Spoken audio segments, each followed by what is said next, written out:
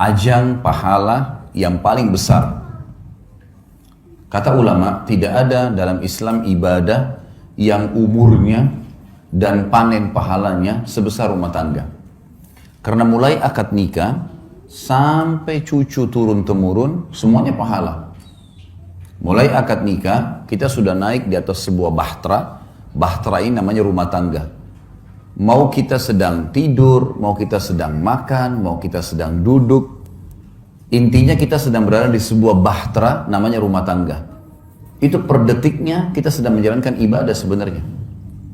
Karena rumah tangga sendiri itu ibadah, perintah dalam agama.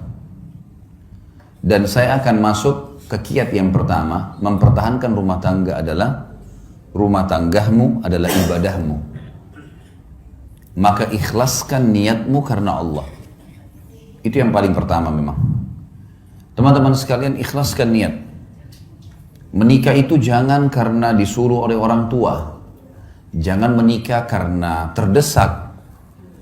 Jangan menikah hanya karena suka. Jangan menikah karena semua teman-teman sudah menikah, tinggal kita sendirian. Semua ini teman-teman harus dibuang jauh-jauh.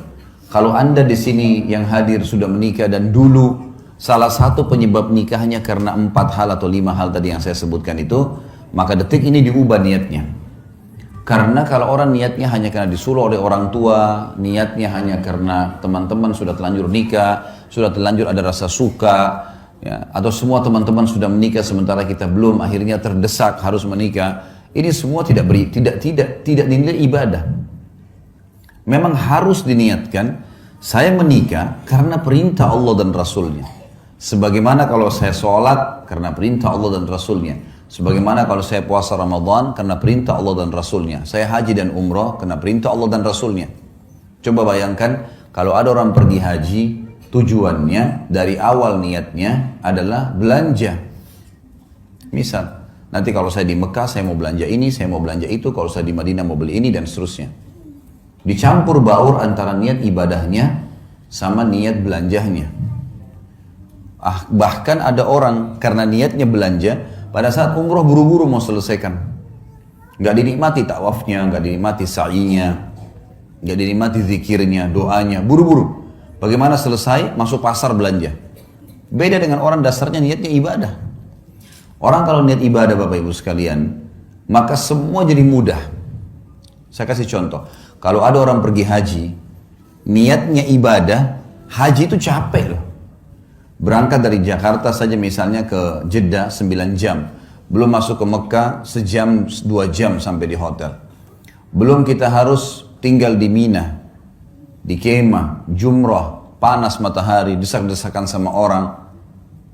Kemudian juga ada Muzdalifah, ada Arafah. Paket, capek sebenarnya, letih. Gitu kan? Setiap azan kita langsung ke masjid, walaupun jarak hotelnya jauh. Tapi subhanallah, orang kalau niatnya ibadah, pulang haji ditanya, Bapak Ibu yang sudah capek nih, sudah 40 hari di sana, 30 hari di sana, tanya mau haji lagi enggak? Pasti jawabannya mau. Kalau orang niat ibadah, dia mau lagi. Suka dukanya semua jadi mudah. Yang panasnya, yang makanannya kehabisan, yang hotelnya jauh, terlupakan semua. Yang antri panjang di imigrasi, dilupain semuanya. Karena niat ibadah itu berbeda.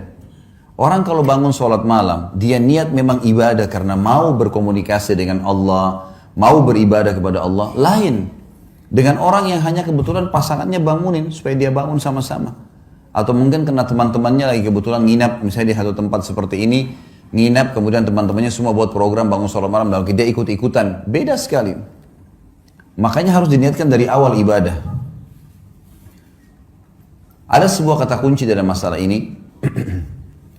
Semua yang berhubungan dengan kita teman-teman sekalian di muka bumi ini, tanda kutip ya, tanda kutip, adalah boneka-boneka yang sedang Allah titipkan. Saya bilang sama istri saya, dan saya juga sampaikan ke Bapak Ibu sekarang, saya juga sampaikan dalam pelatihan-pelatihan saya. Kalau kamu, saya bilang sama istri saya, adalah titipan Allah kepada saya.